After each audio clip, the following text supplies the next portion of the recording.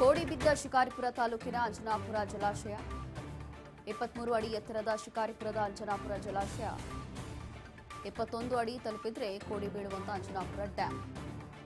ಶಿಕಾರಿಪುರ, ಶಿರಾಳಕೊಪ್ಪ ಪಟ್ಟಣಗಳಿಗೆ ಕುಡಿಯುವ ನೀರು ಪೂರೈಕೆ ಆಗ್ತಿದೆ. 6,736 ಹೆಕ್ಟೇರ್ ಕೃಷಿ ಭೂಮಿಗೆ ನೀರಾವರಿ ಆಸರೆಯಾಗಿದೆ.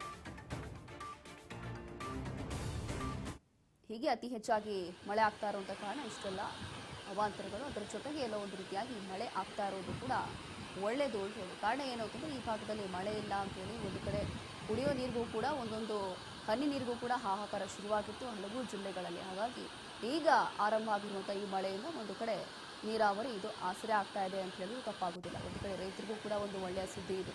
ಅತಿ ಹೆಚ್ಚಾಗಿ ಮಳೆ ಆಗ್ತಾ ಇರುವಂಥ ಕಾರಣ ಒಂದು ಕಡೆ ಅವಾಂತರಗಳಾಗ್ತಾ ಇದ್ರೆ, ಮತ್ತೊಂದು ಕಡೆ ಇಷ್ಟೊಂದು ಮಳೆ ಆಗ್ತಾ ಇರೋದು ಒಂದು ಒಳ್ಳೆಯ ವಿಚಾರ. ಹಾಗಾಗಿ ಕೋಡಿ ಬೀಳುವಂಥ ಜಲಾಶಯ ಈ ರೀತಿಯಾಗಿ ಶಿಕಾರಿಪುರ